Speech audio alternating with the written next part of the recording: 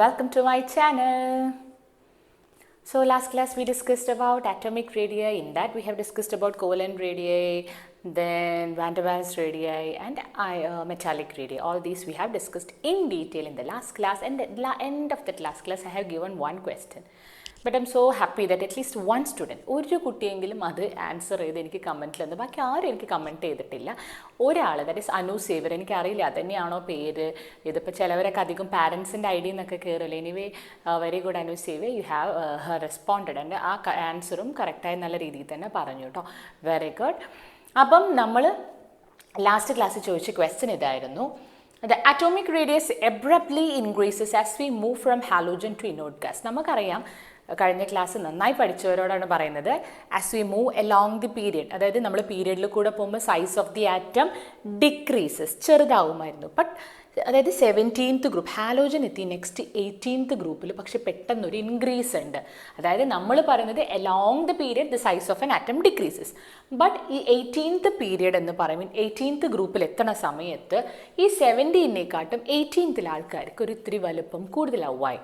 അതിന് രണ്ട് റീസൺ ഉണ്ട്. ഒന്ന് അനു സേവ്യർ പറഞ്ഞ correct answer, that is it is because of the electron repulsion. അതെന്താ വെച്ചാൽ നമുക്കറിയാം ഈ 18th ഗ്രൂപ്പ് എന്ന് പറയുന്നത് കംപ്ലീറ്റ്ലി ഫിൽഡ് ആണ്. ഇപ്പം നിയോൺ എടുക്കാം. നിയോൺ എടുത്തു കഴിഞ്ഞാൽ നോക്കാം, ഇതിൻ്റെ ഇലക്ട്രോണിക് കോൺഫിഗറേഷൻ 2,8 ആണ്, അതായത് K ആൻഡ് L ഷെൽ. അല്ലെങ്കിൽ നമ്മൾ 1s2, 2s2, 2p6. അപ്പം ഇതിൻ്റെ outer most shell completely filled ആണ്. സോ ദർ ഇസ് അതിൻ്റെ അവിടെ ഇലക്ട്രോൺ റിപ്പൾഷൻ ഉണ്ടാവും. That is inter electronic repulsion will be maximum for this. അവരെ ഇലക്ട്രോൺ തമ്മിൽ റിപ്പൾഷൻ ഉണ്ടാവുന്നത് കൊണ്ട് തന്നെ അതിൻ്റെ സൈസ് കുറച്ചൊന്ന് ഇങ്ങനെ, റിപ്പൾഷൻ എന്ന് പറഞ്ഞാൽ എന്താ, അട്രാക്ഷൻ്റെ ഓപ്പോസിറ്റ് റിപ്പൾഷൻ, ഇങ്ങനെ റിപ്പൾഷൻ ഉള്ളത് കൊണ്ട് സൈസ് കുറച്ച് കൂടും. ഒരു റീസൺ അത്. സെക്കൻഡ് റീസൺ എന്ന് പറയുന്നത്, ഇവിടെ ദ വാൻ ഡെർ വാൽ റേഡിയ, ഇവിടെ ഈ നോബൽ ഗ്യാസിനെ കൺസിഡർ ചെയ്യുമ്പം they are not forming any ionic bond or covalent bond, they are forming van der Waals force and attraction ഉണ്ട്. അപ്പോൾ വാൻ ഡെർ വാൽ റേഡിയയാണ് ഇവിടെ ഉള്ളത്. ഏത് റേഡിയാണുള്ളത്? വാൻ ഡെർ വാൽസ് റേഡിയയാണ്. നമുക്കറിയാം van der Waals radii is greater than that of ionic and metallic, ionic and നമ്മുടെ ഫസ്റ്റത്തെ അയണിക് അല്ല, നമ്മുടെ covalent bond and metallic bond. അപ്പോൾ കോവലന്റ് ബോണ്ട് തന്നെ സ്ട്രോങ് ബോണ്ട് ആയതുകൊണ്ട് അതിൻ്റെ ആറ്റോമിക് റേഡിയ കുറവായിരിക്കും. അത് കഴിഞ്ഞിട്ടാണ് മെറ്റാലിക് ബോണ്ട് വരുന്നത്. Compared to covalent bond, metallic bond കുറച്ചുകൂടെ വീക്കാണ്. ബട്ട് ഏറ്റവും വീക്ക് ഫോഴ്സ് എന്ന് പറഞ്ഞാൽ വാൻ ഡെർ വാൽസ് ആണ്. അതുകൊണ്ട് തന്നെ വാൻ ഡെർ വാൽ റേഡിയ കുറച്ച് ബിഗ് ആയിരിക്കും. So here in the case of Nobel gases there is van der Waals radii, and the van der Waals radii is greater than that of covalent and ionic radii. These two reasons are the cause for the increase in size of noble gases when considered to halogen. മനസ്സിലായെന്ന് വിചാരിക്കും. This is due to the reason that in case of inert gas the outer shell is complete and it has maximum electronic repulsion. അതിലാണ് ഏറ്റവും maximum electronic repulsion ഉള്ളത്. Moreover, in the case of inert gas the size is expressed in terms of van der Waals radius, because noble gas do not form covalent bonds or metallic bond. That is why they have comparatively greater size than that of halogens. അപ്പോൾ ഇതൊക്കെ description ബോക്സിൽ ഉണ്ടാവും കേട്ടോ, ഈ ആൻസേഴ്സൊക്കെ. അപ്പോൾ ഇന്ന് നമ്മൾ പഠിക്കാൻ പോകുന്നത് അടുത്ത ടോപ്പിക്കായ അയോണിക് റേഡിയ. എന്ത് റേഡിയാണ്? നമ്മളിപ്പം അറ്റോമിക് റേഡിയയിൽ തന്നെ നമ്മൾ പറഞ്ഞു മെറ്റാലിക് റേഡിയായി, കോവലന്റ് റേഡിയായി, then van der Waals radii. ഇന്ന് നമ്മൾ പഠിക്കാൻ പോകുന്നത് അയോണിക് റേഡിയ. ഈ ഒരു അയോണിക് റേഡിയയിൽ കുറേ ബേസിക് കാര്യങ്ങൾ ഞാൻ പറയുന്നുണ്ട് കേട്ടോ. അപ്പം നമുക്കറിയാം റേഡിയ എന്ന് പറഞ്ഞാൽ the centre, from the centre to the outermost ഷെല്ലായിരുന്നു റേഡിയസ് എന്ന് പറയുന്നത്. But it is very difficult to isolate an atom and to find its atomic radii. അതിനുവേണ്ടി നമ്മൾ അവരുടെ കമ്പൈൻ സ്റ്റേറ്റ്, അതായത് മോളിക്യൂൾസിൻ്റെ റേഡിയ ആയിരുന്നു കണ്ടുപിടിച്ചത്. അങ്ങനെയാണ് നമ്മൾ അയണിക്കും, നമ്മളങ്ങനെയാണ് കോവാലൻറ്റ്, വാൻ ഡെർ വാൽസ്, പിന്നെ മെറ്റാലിക് റേഡിയ പറഞ്ഞു. ഇനി നമ്മൾ പറയാൻ പോകുന്ന അയോൺസിൻ്റെ റേഡിയ എങ്ങനെ കണ്ടുപിടിക്കുന്നത്. അയോൺസ് എന്ന് പറഞ്ഞാൽ എന്താ? The positively or negatively charged particles of an atom is called as ions. ഇപ്പോൾ തന്നെ പഠിച്ചു പോയ എന്താണ് ions? Positively or negatively charge species of an atom. ഒരാറ്റത്തിൻ്റെ പോസിറ്റീവ് അല്ലെങ്കിൽ നെഗറ്റീവ് ചാർജ് സ്പീഷീസിനെയാണ് നമ്മൾ എന്ത് പറയുന്നത്? അയോൺസ്. ഈ അയോൺസിൻ്റെ റേഡിയസ് ആണ് എന്ത് പറയുന്നത്? Ionic റേഡിയ. So the ionic റേഡിയ is determined by finding the length, അതായത് from the center of nucleus of one ion to the center of nucleus of the other ion gives the ionic radii. ഇപ്പോൾ വിചാരിക്കുന്നത് എന്തിനാ ഒരാൾ ചെറുതും ഒരാൾ വലുതും എന്നൊക്കെ ഞാൻ പറഞ്ഞുതരാം കേട്ടോ. So ionic radii is defined, or ionic radii is determined from the center of nucleus of one ion to, that is positive ion to the negative ion. ഇതിനെയാണ് നമ്മൾ ionic radii എന്ന് പറയുന്നത്. അപ്പോൾ അയോൺ എന്താണെന്ന് പറയാം. ഇനി ഏതൊക്കെ ടൈപ്സ് ഓഫ് അയോൺ, ഇനി ഞാൻ ഒന്നുകൂടെ പറയാൻ പോയിട്ടാണ്. Ionic റേഡിയ is defined as the length of, or measuring the distance between the center of nucleus of a cation and an anion. ഇപ്പോൾ ഞാൻ വീണ്ടും പറഞ്ഞു, നേരത്തെ ഞാൻ പോസിറ്റീവ് ആൻഡ് നെഗറ്റീവ്, ഇപ്പോൾ ഞാൻ ഒന്നുകൂടെ പറയാണ്. The ionic radii can be estimated by measuring the distance between the cation and anionic ions in a crystal. അപ്പോൾ രണ്ട് ടേം അവിടെ, എന്താണ് കാറ്റയോൺ, എന്താണ് ആനയോൺ, ഇതൊക്കെ നിങ്ങൾ 10th പഠിച്ചതാണ്. ബട്ട് കൺഫ്യൂഷൻ ഉണ്ട്. പക്ഷേ നമ്മൾ ഈ ക്ലാസ് ഉണ്ട്, നിങ്ങൾക്ക് ഒരു കൺഫ്യൂഷൻ, ഞാൻ കുറേ കോഡ് പറഞ്ഞുതരാം കേട്ടോ. ഞാൻ പഠിക്കുമ്പോൾ ഞാൻ എളുപ്പത്തിൽ പഠിച്ച കോഡൊക്കെ പറഞ്ഞുതരാം കേട്ടോ. അപ്പോൾ അയോണിക് റേഡിയസ് എന്ന് പറഞ്ഞാൽ the centre of the nucleus from one cation to another anion, ആ ഒരു ഡിസ്റ്റൻസ് ചെയ്യാൻ നമ്മൾ അയോണിക് റേഡിയ എന്ന് പറഞ്ഞു. അപ്പം നിങ്ങൾ വിചാരിക്കും, എന്താണ് ഈ കാറ്റയോൺ, എന്താണ് ഈ ആനയോൺ, അല്ലേ? ഇങ്ങനെ രണ്ട് സംഭവങ്ങളുണ്ടല്ലോ. അത് മനസ്സിലാക്കാൻ we are going to explain this with considering a neutral atom. നമ്മൾ സോഡിയത്തിനെ അങ്ങ് എടുക്കുക കേട്ടോ. സോഡിയത്തിൻ്റെ ആറ്റോമിക് നമ്പർ 11. ഓക്കെ, നല്ലോണം ശ്രദ്ധിച്ചോളൂ. Atomic number is equal to 11. എത്ര പ്രോട്ടോൺ ഉണ്ടാവും? ആറ്റോമിക് നമ്പറാണ് അതിൻ്റെ പ്രോട്ടോണിൻ്റെ എണ്ണം, ദാറ്റ് ഈസ് 11. എത്ര ഇലക്ട്രോൺ ഉണ്ടാവും? For a neutral atom the number of proton is equal to number of neutron. ഒരു ന്യൂട്രൽ ആറ്റത്തിൽ പ്രോട്ടോണിൻ്റെ നമ്പറും ഇലക്ട്രോണിൻ്റെ നമ്പറും സെയിം ആയിരിക്കും. അയോണിൻ്റെ കേസ് അല്ല പറഞ്ഞത്, ന്യൂട്രൽ, ഒരു ചാർജും ഇല്ലാത്ത ആറ്റത്തിന് പ്രോട്ടോണിൻ്റെയും ഇലക്ട്രോണിൻ്റെയും നമ്പർ ഈക്വൽ ആവും. അപ്പോൾ ഇലക്ട്രോണിൻ്റെ നമ്പർ എത്രയാ? 11. അതുവരെ മനസ്സിലായല്ലോ. ഇനി നമ്മൾ ഇലക്ട്രോണിക് കോൺഫിഗറേഷൻ എഴുതുക, 2, 8, 1. ഇതാണ് ഇതിൻ്റെ ഇലക്ട്രോണിക് കോൺഫിഗറേഷൻ. ഇത്രയും കാര്യം മനസ്സിലായി. That is sodium is having 11 proton, 11 electron, and the electronic configuration is 2, 8, 1. ഇനി ഞാനിതൊരു ഇതിൻ്റെ സ്ട്രക്ചർ ഒന്ന് വരയ്ക്കാം. ഇത് എത്രയും ഡീറ്റെയിൽ ആയിട്ട് ഞാൻ പറയുന്നത് എന്താ വെച്ചാൽ, ഇതൊരു ബേസിക് കാര്യമാണ്. അത്രയും ബേസിക് ആയിട്ടുള്ള ഐഡിയ നമുക്ക് നമ്മുടെ +2ലും ഇത് ഭയങ്കര അത്യാവശ്യമാണ്. അപ്പം 1, 2, 3, 4, 5, 6, 7, 8. തേർഡ് ഷെല്ലിലും ഒരു ഇലക്ട്രോൺ, അല്ലേ? കെ ഷെല്ലിൽ 2, എൽ ഷെല്ലിൽ 8, എം ഷെല്ലിൽ 1, അങ്ങനെ തന്നെയല്ലേ? ഈ നടുക്ക് ഞാൻ 11 പ്രോട്ടോൺ, ന്യൂക്ലിയസിലാണ് 11 പ്രോട്ടോൺ. ഓക്കെ, അത്രയും കാര്യം മനസ്സിലായല്ലോ. ഇനി നമുക്കറിയാം, എപ്പോഴും ഔട്ടർ മോസ്റ്റ് ഷെല്ലിൽ 8 ഇലക്ട്രോൺ വെക്കാനാണ് ഏതൊരു ആറ്റത്തിനും ഇഷ്ടം. അതിന് നമ്മൾ ഒക്ടറ്റ് റൂൾ എന്ന് പറയുമായിരുന്നു. That is tendency to make the outer configuration 8. അതൊക്കെ അവിടെ നിന്നോട്ടെ കേട്ടോ, അതൊക്കെ മനസ്സിലുണ്ടായിക്കോട്ടെ. സോ സോഡിയം അത് ഒരു കെമിക്കൽ റിയാക്ഷനിൽ പാർട്ടിസിപ്പേറ്റ് ചെയ്ത സമയത്ത് ഒരു ഇലക്ട്രോണിനെ കൊടുക്കുകയാണ്. It is giving its 1 electron to another, വേറൊരാൾക്ക് കൊടുത്തിട്ട് ഇപ്പം എന്താവുമെന്ന് വെച്ചാൽ, സോഡിയം അല്ലേ ഒരു ഇലക്ട്രോണിനെ കൊടുത്തു. ഒരു ഇലക്ട്രോണിനെ കൊടുക്കാൻ പറ്റുള്ളൂ, പ്രോട്ടോണിനെ കൊടുക്കാൻ പറ്റില്ല. അപ്പം നിങ്ങൾക്ക് എന്താ പ്രോട്ടോണിനെ കൊടുത്താൽ, proton is at the centre of the nucleus. Proton does not take part in a chemical reaction. Electron ആണ് ഇങ്ങനെ ന്യൂക്ലിയസിന് ചുറ്റും ഓടി നടക്കുന്നത്. Electron takes part in a chemical reaction. അപ്പോൾ ഇലക്ട്രോണിനെ മാത്രമേ കൊടുക്കാൻ പറ്റത്തുള്ളൂ. സോഡിയം കൊടുത്തു. സോഡിയത്തിൻ്റെ ആറ്റോമിക് നമ്പർ മാറുന്നില്ല, Z is equal to 11. സോഡിയത്തിൻ്റെ പ്രോട്ടോൺ നമ്പർ മാറുന്നുണ്ടോ? ഇല്ല, 11 തന്നെ. കാരണം പ്രോട്ടോണിനെ കൊടുത്തിട്ടില്ല. ആരെയാണ് കൊടുത്തത്? ഇലക്ട്രോണിന്. എത്ര ഇലക്ട്രോണിന്? ഒരു ഇലക്ട്രോണിന്. അപ്പോൾ അതിൻ്റെ ഇലക്ട്രോണിൻ്റെ നമ്പർ എത്രേ? 10. ഇലക്ട്രോണിക് കോൺഫിഗറേഷൻ എത്രേ? 2, 8 അല്ലേ? അതായത് ഈ ഷെല്ലിൽ ഇലക്ട്രോൺ അങ്ങ് പോയി. ഇപ്പം 2 ഷെല്ലേ ഉള്ളൂ.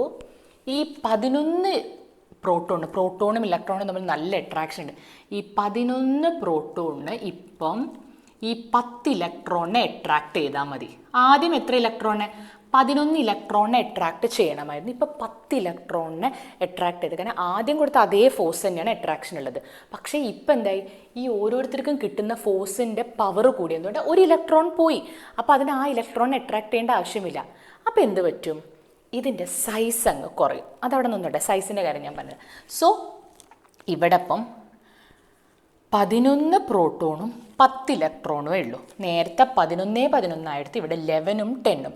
So now which charge is above other? ഏത് ആളാണ് ഇപ്പോൾ കൂടുതലായി നിൽക്കുന്നത്? അതായത് നമ്മുടെ പ്രോട്ടോണിൻ്റെ നമ്പർ, അതായത് നേരത്തെ പ്രോട്ടോൺ ഇലക്ട്രോൺ ഒന്നായിരുന്നു, ഇവിടെ ഇപ്പോൾ പ്രോട്ടോൺ ഒന്ന് കൂടുതലാണ് ഇലക്ട്രോണിനെക്കാട്ടും, അല്ലേ? ഇപ്പം ന്യൂട്രൽ ആണോ ആറ്റം? അല്ല. എപ്പോഴല്ല ഒരു ആറ്റം ന്യൂട്രൽ ആവുന്നത്? When the number of proton is equal to number of electron. ഇവിടെ ഈക്വൽ ആണോ? അല്ല. ആരാണ് കൂടുതൽ? പ്രോട്ടോൺ കൂടുതൽ. എന്തുകൊണ്ട്? ഇലക്ട്രോൺ പോയി. അപ്പം ഇപ്പോൾ സോഡിയത്തിന് നമ്മൾ എങ്ങനെ എഴുതണം? Na+. എന്തുകൊണ്ടാണ് പ്ലസ് ഇട്ടേ? കാരണം ഒരു പ്രോട്ടോൺ അധികമാണ്, അല്ലേ? 10 ആണെങ്കിലല്ല, ഇപ്പം 10നേക്കാൾ ഒരു പ്രോട്ടോൺ. So Na+. ഈ Na+ കാണുമ്പോൾ തന്നെ നിങ്ങളുടെ മനസ്സിലെത്തണം പ്ലസ് ആണ് അവിടെ കൂടുതൽ. ദാറ്റ് മീൻസ് ഒരു ഇലക്ട്രോൺ കുറവാണ് ന്യൂട്രലിനെക്കാട്ടും. മനസ്സിലായോ?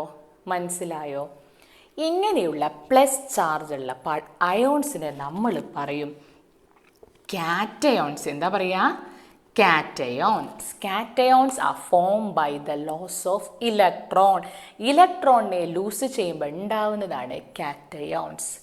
ഇനി സൈസ് നോക്കൂ. ഇപ്പം ഞാൻ പറഞ്ഞു നേരത്തെ ഈ 11 പോസിറ്റീവ് ചാർജിന് ഈ 11 ഇലക്ട്രോണിനെ അട്രാക്ട് ചെയ്യണമായിരുന്നു. ഇപ്പം ഈ 11 പോസിറ്റീവ് ചാർജിന് 10 ഇലക്ട്രോണിനെ അട്രാക്ട് ചെയ്താൽ മതി. അട്രാക്ഷൻ ഫോഴ്സ് കൂടുമ്പോൾ the molecule atoms electrons may come closer and closer. That means the size of an atom decreases. So the size of the cations will be smaller than the neutral atom. Smaller than the neutral ആറ്റത്തിന്, അതായത് sodium എന്ന ആറ്റത്തിനേക്കാളും Na+ എന്ന് പറഞ്ഞ ആൾ ചെറുതാണ്. Y? Because nuclear charge കൂടി, അല്ലേ? അപ്പം more and more attractive force, size decreases. ആ ഒരു പോയിന്റ് ക്ലിയർ ആയോ? എങ്ങനെയാണ് ഒരു കാറ്റയോൺ ഫോം ചെയ്തത്, എങ്ങനെയാണ് കാറ്റയോണിൻ്റെ സൈസ് സ്മോൾ ആവുന്നതും കാര്യം മനസ്സിലായി. ക്ലിയർ ആണല്ലോ? എങ്ങനെയാണ് ഒരു ന്യൂട്രൽ ആറ്റത്തിന് പ്ലസ് ചാർജ് വരുന്നത്, എന്താണ് കാറ്റയോൺ എന്നും മനസ്സിലായി, അല്ലേ? ഇനി നമ്മൾ വേറൊരു ടേം കേട്ടിട്ടുണ്ട്, ആനയോണിൽ. ഇതൊക്കെ നിങ്ങൾ പഠിച്ചതാണ്, പക്ഷെ അറിയാത്തവർക്ക് വേണ്ടി പറഞ്ഞുതരാം. വീണ്ടും ഞാൻ സോഡിയത്തിന് തന്നെ എടുക്കുന്നത് എന്താ വിചാരിച്ചാൽ നമ്മൾ മനസ്സിലാക്കാൻ എളുപ്പത്തിന് വേണ്ടിയിട്ടാണ്. ഇതിനൊരു ലോജിക്കും ഇല്ല. ഇനി വിചാരിക്കുന്നത് സോഡിയം എപ്പോഴെങ്കിലും ഇലക്ട്രോണിനെ അട്രാക്ട്, അങ്ങനെയൊന്നുമില്ല കേട്ടോ. അപ്പം സോഡിയത്തിനെ ഞാൻ കൺസിഡർ ചെയ്യുകയാണ്. സോഡിയത്തിൻ്റെ അറ്റോമിക് നമ്പർ എന്ന് പറയുന്നത് 11 ആണ്. നമ്പർ ഓഫ് പ്രോട്ടോൺ 11 ആണ്. നമ്പർ ഓഫ് ഇലക്ട്രോണും 11 ആണ്, അല്ലേ? സോഡിയത്തിൻ്റെ കേസിൽ.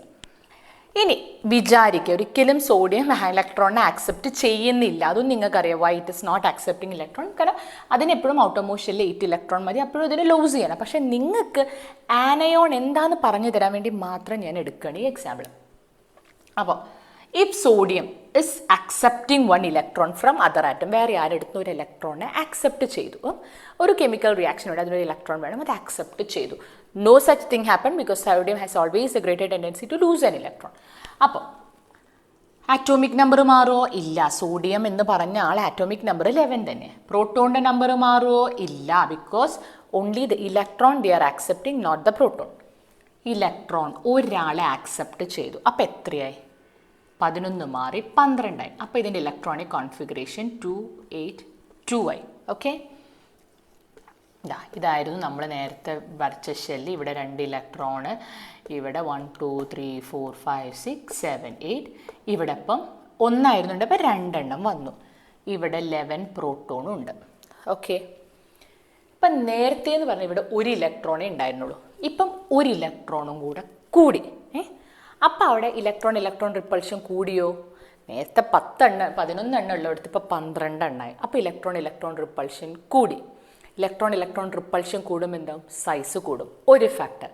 രണ്ടാമത്തത്, ഈ 11 പ്രോട്ടോണിനെ നേരത്തെ 11 പ്രോട്ടോണിനെ അട്രാക്ട് ചെയ്യും, 11 ഇലക്ട്രോണിനെ അട്രാക്ട് ചെയ്താൽ മതിയായിരുന്നു. ഇപ്പം എത്ര ഇലക്ട്രോണിനെ അട്രാക്ട് ചെയ്യണം? ഒരു പവറേ ഉള്ളൂ, 11 പ്രോട്ടോണിൻ്റെ പവർ. പക്ഷെ ഇപ്പോൾ ഒരാൾക്കും കൂടെ അട്രാക്ട് ചെയ്യണം. അപ്പം നേരത്തെ ഈ 10 ആൾക്കാരെ അട്രാക്ട് ചെയ്ത പവറിൽ നിന്ന് ഇപ്പം അത് 11 ആൾക്കാരെ എന്ത് ചെയ്യണം? അട്രാക്ട് ചെയ്യണം. അപ്പോൾ ആ അട്രാക്ഷൻ പവർ കുറച്ചൊന്ന് കുറയത്തില്ലേ?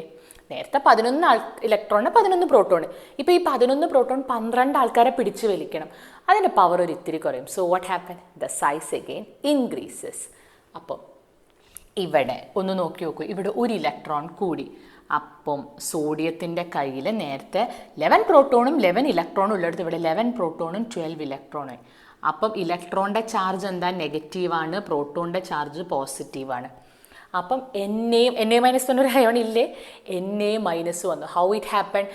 Because it accept 1 electron. അപ്പോൾ ഇലക്ട്രോൺ ഇപ്പം ഒരു ന്യൂട്രൽ ഒരു ആറ്റത്തിൻ്റെ മുകളിൽ നെഗറ്റീവ് എന്ന് പറഞ്ഞാൽ അപ്പം നിങ്ങളുടെ മനസ്സിലാണ് ഒരു ഇലക്ട്രോൺ അതിന് എവിടുന്നോ കിട്ടി, അതുകൊണ്ടാണ് അത് നെഗറ്റീവായത്. ആ ആളെ പേരാണ് negatively charge species are known as anion. ഇപ്പം എന്താ പറയുക, സോഡിയം ആനയോൺ ആണ്, സോഡിയത്തിൻ്റെ ആനയോൺ ആണ്. Size of the atom will be greater than the neutral atom. കാറ്റയോണിനെ ഞാൻ എന്താ പറഞ്ഞത്, സോഡിയം തന്നെ ഇവിടെ ഞാൻ വീണ്ടും എഴുതിയ നേരത്തെ നമ്മൾ പറഞ്ഞു തന്നെയാണ്. 2A to 1, Z is equal to 11, proton is equal to 11, electron is equal to നമ്മൾ നേരത്തെ 10 അല്ലേ, ഒരു ഇലക്ട്രോണിനെ നമ്മൾ എന്ത് ചെയ്തു, കൊടുത്തൊഴിവാക്കി. അപ്പം ഇവിടെ 2 8 ആയി. അപ്പം നമ്മൾ പറഞ്ഞു ഇത് Na+ ആണ്. ഇതിൻ്റെ sizes smaller than the neutral atom. ഇതിനെ നമ്മൾ പറയുന്ന പേരെന്താണ്, കാറ്റയോൺ. മനസ്സിലായോ? ഇത്രയും കാര്യം മനസ്സിലായോ? കാറ്റയോൺസ് എന്ന് പറഞ്ഞു കഴിഞ്ഞാൽ the ions which are form by the loss of 1 electron and anions are form by the gain of 1 electron. Cations are smaller than that of the neutral atom and anions are bigger than that of the neutral atom. അതിൻ്റെ റീസണും ഞാൻ പറഞ്ഞു. ഇനി നിങ്ങളോട് ഈ same question ചോദിക്കണേ, arrange these atoms and ions in the increasing order of size എന്ന് ചോദിച്ചു കഴിഞ്ഞാൽ നിങ്ങൾക്കറിയാം ഏറ്റവും, അതായത് ന്യൂട്രൽ ആറ്റത്തിനെക്കാട്ടും വലുത് ഇയാളാണെന്ന് പറഞ്ഞു. അപ്പോൾ ആരാണ്? ഫസ്റ്റ് Na- വന്നു, അതിൻ്റെ സൈസ് കൂടുതൽ. പിന്നെ പറഞ്ഞു ന്യൂട്രൽ ആറ്റത്തിനേക്കാളും ചെറിയ സൈസ് കുറവാണ് Na-ക്ക്. അപ്പം എന്തായി, നമ്മൾ Na. പിന്നെയാണ് ആര് വരിക, Na+. മനസ്സിലാവുന്നുണ്ടോ? മനസ്സിലായോ? ഇത്രയും കാര്യം തിയറി മനസ്സിലായോ? ഇനി ഞാൻ പഠിച്ച കോഡൊന്ന് പറഞ്ഞു തരാം. അത് ഒരു ലോജിക്കുമില്ല നിങ്ങൾക്ക് പെട്ടെന്ന് മനസ്സിലാവാൻ വേണ്ടിയിട്ട്. കാറ്റ് ഉണ്ട്, ആനയുണ്ട്. ആരെ കാണുമ്പോൾ നിങ്ങൾക്ക് പോസിറ്റീവായിട്ട് ഹായ് എന്ന് തോന്നുക. നമുക്ക് പോസിറ്റിവിറ്റി നെഗറ്റിവിറ്റി ഉണ്ടല്ലോ നമ്മുടെ സ്വഭാവത്തിൽ. നല്ല പോസിറ്റീവ് തന്നെ, എപ്പോഴും പ്ലസൻ്റ് ആയിട്ട് എല്ലാം പോസിറ്റീവ് തന്നെയാണ്. ഒരു നെഗറ്റീവ് ഫീലിംഗ് ആണ് നമ്മുടെ പേടി എന്നൊക്കെ പറയുന്നത്, അല്ല അയ്യോ എന്നൊക്കെ പറയുന്നത്. അപ്പോൾ ചിന്തിച്ചോളൂ, കാറ്റയോണിനെ കാണുമ്പോൾ എപ്പോഴും നമുക്കൊരു പോസിറ്റീവ് അല്ലേ, ഒരു പ്ലസൻറ്റ് സന്തോഷം. അപ്പം cations are positively charged particles. ആനേനെ കണ്ട അയ്യോ എന്നൊരു ആനേനെ ഇഷ്ടമാണ് എല്ലാവർക്കും, പക്ഷെ ആനേനെ കാണുമ്പോൾ ഒരു മൊത്തത്തിലൊരു പേടി ഉണ്ടാവില്ല. അപ്പോൾ അതെന്താ, ഒരു നെഗറ്റീവ് എനർജി. ഒരിക്കലും ആനയുടെ നമുക്ക് പേടിയായിട്ടൊന്നുമല്ല, ബട്ട് നമുക്ക് കാറ്റിനെയാണോ ആനനെയാണോ നോക്കുമ്പോൾ ആനേനെയല്ലേ പേടിയുണ്ടാവുക. ആനേനെ കാണുമ്പോൾ നമുക്കൊരു negative impact, that is fear. അപ്പോൾ എന്താ, ആനയോൺസ് ആർ നെഗറ്റീവ്ലി ചാർജ്ഡ്. അതെന്നില്ല ഞാൻ പറഞ്ഞു, anions are negatively charge, cations are positively charge. ഇനി അടുത്തൊരു കോഡ് എന്ന് പറഞ്ഞു cations are smaller size, anions are big in size. ആനയാണോ കാറ്റാണോ വലുത്? കാറ്റയോൺ സ്മോൾ, കാറ്റ് കുഞ്ഞ്, പൂച്ച കുഞ്ഞ്. ആന ഇസ് ബിഗ്. മനസ്സിലായോ? ഇനിയിപ്പോൾ നിങ്ങൾ ഒരു കാലത്ത് മറക്കില്ലല്ലോ കാറ്റയോൺസ് ആനയോൺസ്. ആര് ചോദിച്ചാലും, ഏത് ടീച്ചർ ചോദിച്ചാലും കാറ്റയോൺസോ എനിക്കറിയാലോ, കാറ്റയോൺസ് ആർ എന്താ. അപ്പം തന്നെ വിചാരിക്കുക കാറ്റിനെ കണ്ടാൽ എനിക്ക് പോസിറ്റീവ്, നല്ല സന്തോഷം. Positively charged particles are positively charge ions are called as cations. Anions, ആന പേടി. Negatively charge anions, negatively charged particles are known as anions. ഇനി ആരാണ് സൈസ് ബിഗ്, ആരാണ്? Cations are smaller in size compared to the neutral atom, anions are big in size compared to the neutral atom. മനസ്സിലായോ? Clear അല്ലേ? ഇപ്പോൾ cations എന്താ anions എന്താ മനസ്സിലായില്ലേ? അപ്പം നമ്മളിതൊക്കെ എന്തിനാ പറഞ്ഞേ? നമ്മൾ അയോണിക് റേഡിയസ് ആണ് പറഞ്ഞത്. അപ്പോൾ അയോണിക് റേഡിയസ് എന്താണ്? Ionic radius is determined by the distance between the centre of the nucleus of a cation. അപ്പം കാറ്റയോൺ കുഞ്ഞ്, ആനയോൺ ബിഗ്. ഇവരുടെ ന്യൂക്ലിയസ് തമ്മിലുള്ള ഡിസ്റ്റൻസിനെ നമ്മൾ എന്ത് പറയും? അയോണിക് റേഡിയ. അയോണുകൾ തമ്മിലുള്ള റേഡിയ ആയിട്ട് നമ്മൾ പറയും. ക്ലിയർ ആയോ? മനസ്സിലായോ? ഇനി ഇതിൽ പറയാനുള്ള വളരെ ഇമ്പോർട്ടൻ്റ് ആയിട്ടുള്ള സ്പീഷീസ് ആണ് isoelectronic species. Very important 1 mark or 2 mark questions will be there. So just look what is iso electronic species. ഇനി എന്താ നമ്മൾ പറയാൻ പോകുന്നത്? ഞാൻ പറഞ്ഞു ഐസോ ഇലക്ട്രോണിക് സ്പീഷീസിനെ കുറിച്ചിട്ടാണ് നമ്മൾ പറയാൻ പോകുന്നത്. ഐസോ ഇലക്ട്രോണിക് സ്പീഷീസ് എന്താണെന്നുള്ളത് നോക്കട്ടോ. ഇത് നിങ്ങൾ എൻ്റെ കൂടെ ചെയ്യണം. ബുക്ക് എൻ്റെ കൂടെ തന്നെ ചെയ്യും കേട്ടോ. O2- ഒറ്റ ഒറ്റയടിക്ക് മനസ്സിൽ വരണം. എന്താണ് ഇവിടെ ഞാൻ എഴുതിയിരിക്കുന്നത് ആറ്റോമിക് നമ്പർ ആട്ടോ. ഈ ന്യൂട്രൽ ആറ്റത്തിൻ്റെ ആറ്റോമിക് നമ്പർ ഒരിക്കലും മാറില്ല. ഏത് അയോൺ ആയിക്കോട്ടെ, അവർ ആറ്റോമിക് നമ്പർ ഒരു കാലത്തും മാറാൻ പോകുന്നില്ല. ഇലക്ട്രോണിൻ്റെ നമ്പറേ മാറുന്നുള്ളൂ. അപ്പോൾ ഓക്സിജൻ്റെ ആറ്റോമിക് നമ്പർ 8 ആണ്. അതിൽ 2- എന്ന് പറഞ്ഞാൽ അതിൻ്റെ അർത്ഥം എന്താ? ഇറ്റ് ഹാസ് ഗെയിൻഡ് 2 ഇലക്ട്രോൺസ് അല്ലേ? അപ്പോൾ എത്ര ഇലക്ട്രോൺസ് ഉണ്ട് ഓക്സിജന് ഇപ്പം? അതായത് 8 പ്രോട്ടോൺസ്. അറ്റോമിക് നമ്പർ എന്ന് പറഞ്ഞു കഴിഞ്ഞാൽ അതിൻ്റെ പ്രോട്ടോണിൻ്റെ നമ്പറാണ് അല്ലേ? അപ്പം 8 പ്രോട്ടോൺസ് ഉണ്ടായിരുന്നു, 8 ഇലക്ട്രോൺസ് ഉണ്ടായിരുന്നു. പക്ഷെ അതിലേക്ക് 2 ഇലക്ട്രോൺ വന്നു. Negative charge means it has gain 2 electrons. So it is 10 electron. Okay ആണല്ലോ? O2- 10 electron. ഫ്ലൂറിൻ എഫിൻ്റെ അറ്റോമിക് നമ്പർ, ഫ്ലൂറിൻ്റെ അറ്റോമിക് നമ്പർ 9 ആണ്. മൈനസ് എന്ന് പറഞ്ഞാൽ it has gained 1 electron. So എത്ര ഇലക്ട്രോൺ ഉണ്ട്? 10 ഇലക്ട്രോൺ. ഫ്ലൂറിൻ F-നും O2- 10 ഇലക്ട്രോൺ. Na+, അപ്പം തന്നെ പറഞ്ഞാൽ പ്ലസ് ചാർജ് ആണ് കൂടുതൽ. പ്ലസ് ചാർജ് എപ്പോഴാണ് കൂടുതൽ വരിക? ഇലക്ട്രോൺ ഓടിപ്പോകണം. ഒരിക്കലും പ്രോട്ടോൺ ഒരിക്കലും ചാടി വരില്ല. പ്രോട്ടോണായിട്ട് യാതൊരു ബന്ധവുമില്ല, പോവലുമില്ല, വരില്ല. അവിടെ ഇലക്ട്രോൺ മാത്രം. പ്ലസ് കൂടി എന്ന അർത്ഥം ഒപ്പം മനസ്സിൽ വരണം, ഇലക്ട്രോൺ ഓടിപ്പോയിരിക്കണു. അപ്പം Na+ൽ 11 ഇലക്ട്രോൺ അല്ല, അതിൽ 1 ഇലക്ട്രോൺ പോയി. അപ്പോൾ അവിടെ എത്ര ഇലക്ട്രോൺ? 10 ഇലക്ട്രോൺ. മെഗ്നീഷ്യത്തിന് 12 atomic number. So 12 protons, 12 electron. പക്ഷേ Mg2+, എന്ന് പറഞ്ഞു കഴിഞ്ഞാൽ 2 ഇലക്ട്രോൺ ഓടിപ്പോയി. എവിടെ പോയി? 2 ഇലക്ട്രോൺ പോയി. അതുകൊണ്ടാണ് അവിടെ 2 പ്ലസ് ചാർജ് വന്നത്.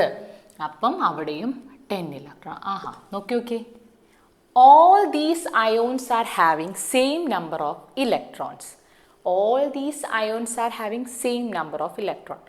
But their nuclear charge same ആണോ?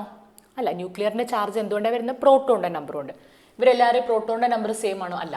8, 9, 11, 12. They have different nuclear charge but same number of electron. The ions, ഒരു ന്യൂട്രൽ ആറ്റം ഇതിൽ വരും. ഡെഫിനിഷൻ ഒന്ന് ആദ്യം പറഞ്ഞാൽ, the ions having the same number of electron but different nuclear charge are called as isoelectronic species. Ions which are having the same number of electron but different nuclear charge, such ions are called as isoelectronic species. മനസ്സിലായില്ല? ഇവിടെ oxygen, fluorine, O2-, F-, Na+, Mg2+, ഇവർക്കൊക്കെ electron ഒന്നാണ്, പക്ഷെ ഇവരെ nuclear charge different. അപ്പോൾ ഇവരെല്ലാവരും radius ഒന്നാണോ? അല്ല. ഇവരെല്ലാവരും റേഡിയ ഡിഫറെൻ്റാണ്. കാരണം ഇവർ ന്യൂക്ലിയർ ചാർജ് ഡിഫറെൻ്റ് ആണ്. ഇവർക്ക് എല്ലാവർക്കും ഒരേ ന്യൂക്ലിയർ ചാർജ് ആണെങ്കിൽ ഒരേ റേഡിയ. ഇവരെല്ലാവരും ന്യൂക്ലിയർ ചാർജ് ഡിഫറെൻ്റാണ്. ഒരാളത് ഹൈ ന്യൂക്ലിയർ ചാർജാണ്. ഈ 12 ന്യൂക്ലിയർ ചാർജ് വേണം ഈ 10 ഇലക്ട്രോണിനെ പിടിക്കാൻ. അപ്പോൾ അതിൻ്റെ സൈസ് എന്തായിരിക്കും? കുറവായിരിക്കും. ഈ 11 വേണം ഈ 10 ഇലക്ട്രോണിനെ പിടിക്കാൻ. കമ്പയർഡ് ടു ദിസ് നോക്കുമ്പോൾ ഇതിൻ്റെ സൈസ് കുറച്ച് കൂടുതലാണ് അല്ലേ? ഇവിടെ നോക്കിയേ, Mg2+ന് 12 ന്യൂക്ലിയർ ചാർജ്. ഇത് 10 ആൾക്കാരെ പിടിച്ചാൽ മതി. ആദ്യം 12 ഈ ന്യൂക്ലിയർ ചാർജ് 12 ഇലക്ട്രോണിനെ പിടിക്കണമായിരുന്നു. ഇപ്പോൾ ഈ 12 nuclear charge it has to hold only 10 electron. അപ്പോൾ അത് നല്ലോണം അങ്ങ് അമർത്തി പിടിക്കൂ അല്ലേ? അപ്പോൾ എന്താ അതിൻ്റെ സൈസ് കുറയും. ഇവിടെ നോക്കിയേ, ഇവിടെ 11 ആൾക്കാർക്ക് 10 ഇലക്ട്രോണിനെ പിടിച്ചാൽ മതി. അപ്പോൾ ശരിക്കും അത് സൈസ് സോഡിയത്തിനേക്കാട്ടും നല്ലോണം സൈസ് കുറയും. ബട്ട് Mgനെ നോക്കുമ്പം ഇതിൻ്റെ സൈസ് കുറച്ച് കൂടുതലാണ് അല്ലേ? കാരണം 11 10 ആൾക്കാരെ വലിക്കണം. ഇവിടെ 9 ആൾക്കാർ 10 ആൾക്കാരെ വലിക്കണം. സൈസ് കൂടി. 8 ആൾക്കാർ 10 ഇലക്ട്രോണിനെ വലിക്കണം. വീണ്ടും കൂടി. കാരണം ആദ്യം 8 പ്രോട്ടോണിനെ 8 ഇലക്ട്രോണിനെ വലിച്ചാൽ മതിയായിരുന്നു. ഇപ്പോൾ അവിടെ 10 കൂടി. അപ്പോൾ ഇങ്ങനെ നോക്കുകയാണ്, ഇതിൽ സൈസ് ആരുടെ ഏറ്റവും കൂടുതൽ ഉണ്ടാവുക? യെസ്, ഓക്സിജൻ്റെ സൈസ് ആയിരിക്കും കൂടുതൽ. പിന്നെ ഫ്ലൂറിൻ, പിന്നെ സോഡിയം, പിന്നെ മെഗ്നീഷ്യം. അപ്പോൾ ഏറ്റവും ചെറിയ സൈസ് ഉള്ളത് ആരായിരിക്കും? Mg2+. മനസ്സിലാവുന്നുണ്ടോ? അപ്പോൾ ഇവിടെ ഒരു പോയിന്റും ഉണ്ട്. Four an isoelectronic species greater the nuclear charge, smaller the size. For isoelectronic species, greater the nuclear charge, smaller the size of the atom. Greater nuclear charge ഉള്ള ആൾക്ക്, കാരണം ഇവർക്ക് ഇലക്ട്രോണിൻ്റെ എണ്ണം കൂടുതൽ, അപ്പം ഗ്രേറ്റർ ന്യൂക്ലിയർ ചാർജ് ഉള്ള ആൾക്കായിരിക്കും smaller. അതായത് നമുക്ക് ഒന്നുകൂടെ പറയാം, nuclear charge is inversely proportional to size. Nuclear charge കൂടുമ്പോൾ സൈസ് കുറയും. So nuclear charge for an isoelectronic species, nuclear charge is inversely proportional to the size of the atom. ഇത്രയും കാര്യം മനസ്സിലായി. അപ്പം നിങ്ങൾ ചോദിക്കും, ഐസോ ഇലക്ട്രോണിക് സ്പീഷീസിൽ വെറും അയോൺസ് മാത്രമേ ഉള്ളൂ? അല്ല, ഐസോ ഇലക്ട്രോണിക് സ്പീഷീസിൽ അതായത് നമുക്ക് ചില ആറ്റംസും ഉണ്ടാവും. പറഞ്ഞുതരാം. What we are discussing about isoelectronic species അല്ലേ. isoelectronic species എന്താണെന്നാണ് പറഞ്ഞുകൊണ്ടിരിക്കുന്നത്. അപ്പം നമ്മൾ ഇവിടെ ഒരു എക്സാമ്പിൾ നോക്കിക്കേ. സൾഫറിൻ്റെ atomic number 16. What is atomic number? 16. സൾഫറിൻ്റെ മുകളിൽ 2 electron, 2 minus. That means it's become an ion. It is called a sulphide ion. ഇതിനെന്താ പറയുക? സൾഫൈഡ് അയോൺ എന്നാട്ടോ പറയുക. Sulphide ion. ഈ സൾഫൈഡ് അയോണിൻ്റെ മുകളിൽ 2 ഇലക്ട്രോൺ ഉണ്ട് അല്ലേ. 2 ഇലക്ട്രോൺ ഉണ്ടെന്ന് പറഞ്ഞാൽ ഇറ്റ് ഹാസ് ഗെയിൻഡ് 2 ഇലക്ട്രോൺ. അപ്പം നമുക്കറിയാം സൾഫറിൻ്റെ atomic number 16. So the number of proton will be 16, number of electron will be 16. But സൾഫൈഡിൻ്റെ കേസിൽ എന്തായി? 2 minus. That means it has gained 2 electron. Gain 2 electron means now the number of electron will be 18. Electron number ആണ് ഇതിൽ 18. Chlorine എന്ന് പറഞ്ഞ ആളുടെ atomic number is 17. Cl minus അതിനെ പറയുന്ന അയോൺ ആണ്. ഇത് ക്ലോറൈഡ് അയോൺ. ഏത് അയോൺ ആണ്? This is chloride ion. That means chlorine has gained 1 electron. അല്ലേ? മൈനസ് ചാർജ് അതിൻ്റെ മുകളിലുണ്ടെങ്കിൽ shows that it has gained 1 electron. So what will be the electron number? അതായത് ഒരു ആറ്റത്തിൻ്റെ അറ്റോമിക് നമ്പർ എന്ന് പറയുന്നത് നമ്പർ ഓഫ് പ്രോട്ടോൺ ആണ്. Same number of proton ആണെങ്കിൽ അത്ര തന്നെ ഇലക്ട്രോൺ ഉണ്ടാവും. Cl മൈനസ് ആയപ്പം എത്ര ഇലക്ട്രോൺ? 18. പൊട്ടാഷ്യം 19 ആണ് നമ്പർ ഓഫ് പ്രോട്ടോൺ, അത്ര തന്നെ ഇലക്ട്രോൺ ഉണ്ട്. This is potassium ion. ഇവിടെ എന്താ ഉള്ളത്? ഇവിടെ പ്ലസ് ചാർജ് ആണ്. പ്ലസ് എന്ന് പറഞ്ഞാൽ എപ്പോഴാണ് വരിക? കയ്യിലുള്ള ഇലക്ട്രോൺ ഓടിപ്പോയി കാണും അല്ലേ. The electron has gone from there. അത് വേറെ ആർക്കോ കൊടുത്തിട്ടുണ്ടാവും. ആ ഇലക്ട്രോൺ പോയപ്പോൾ അവിടെ എന്ത് ചാർജ് വന്നു? Plus charge. That means 19 electron ഉള്ളവിടത്ത് ഇപ്പം 1 electron has gone. So it is 18. Now argon എന്ന് പറഞ്ഞ ന്യൂട്രൽ ആറ്റത്തിൻ്റെ ഇലക്ട്രോൺ എത്രയാ? 18. So what is the speciality of all these ions and the neutral atom? All these are having the same number of electron. അപ്പോൾ നമ്മൾ നേരത്തെ പറഞ്ഞ ഐസോ electronic സ്പീഷീസിൻ്റെ definition ഒന്നുകൂടെ മാറ്റി പറയുകയാണ്.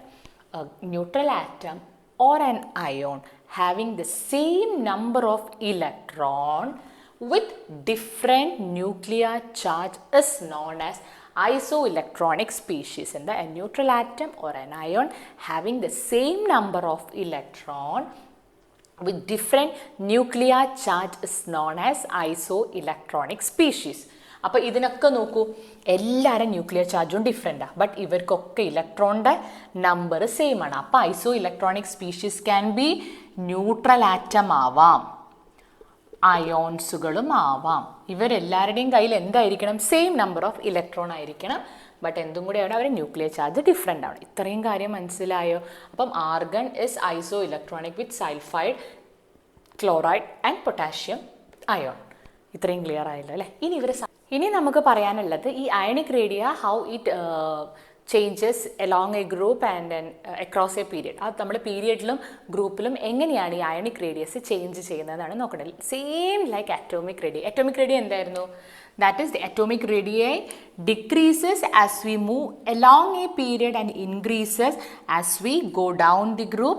ഇതേപോലെ തന്നെ ionic radii എന്ത് പറ്റും? Decreases as we move along a period and increases as we go down the group. നമ്മൾ ഗ്രൂപ്പിന് താഴേക്ക് വരുമ്പോൾ അയണിക് റേഡിയ കൂടിക്കൊണ്ടേയിരിക്കും. അയോൺസ് ആകുമ്പോൾ മാത്രം കേട്ടോ. ഇതൊക്കെ അയോൺസിൻ്റെ കാര്യം. ഒരു അയോൺ ഒരു ന്യൂട്രൽ സ്പീഷീസ് ഉണ്ടെങ്കിൽ സംഭവം മാറി. So ionic radii decreases as we move along a period and it increases as we go down the group. ഇത്രയും നമ്മൾ ഇന്ന് എടുത്തിട്ടില്ല. എന്താ എടുത്തത്? വളരെ സിമ്പിളായിട്ടുള്ള what is mean by ionic radii, എന്താണ് കാറ്റയോൺ, എന്താണ് ആനയോൺ, എന്താണ് എങ്ങനെയാണ് ഒരു കാറ്റയോൺ ഫോം ചെയ്യുന്നത്, എങ്ങനെയാണ് ഒരു ആനയോൺ ഫോം ചെയ്യുന്നത്. ഐസോ ഇലക്ട്രോണിക് വെരി ഇമ്പോർട്ടൻറ്റ് കേട്ടോ. ഐസോ ഇലക്ട്രോണിക് സ്പീഷീസ് വിത്ത് എക്സാമ്പിൾ പഠിച്ചിരിക്കുക. പിന്നെ what is the variation of ionic റേഡിയ along the period and ഗ്രൂപ്പും നമ്മൾ പറഞ്ഞു. പീരിയഡ് ആകുമ്പോൾ അറ്റോമിക് റേഡിയ വരും കുറയും, പീരിയഡ് ആകുമ്പം ഗ്രൂപ്പ് ആകുമ്പോൾ താഴേക്ക് വരുമ്പം സൈസ് കൂടും. ഞാൻ പറഞ്ഞില്ലായിരുന്നോ, താഴേക്ക് വരുമ്പോൾ പഠിത്തം താഴേക്ക് പോകുമ്പോൾ സീറോ കിട്ടാനുള്ള സാധ്യത വളരെ കൂടുതലാണ് അല്ലേ? സീറോൻ്റെ വലുപ്പം കൂടിക്കൊണ്ടേയിരിക്കും. അതേപോലെ താഴേക്ക് വരുമ്പം സൈസ് ഇൻക്രീസ് ചെയ്തുകൊണ്ടിരിക്കും, പീരിയഡിലേക്ക് പോകുമ്പം സൈസ് കുറഞ്ഞുകൊണ്ടിരിക്കും.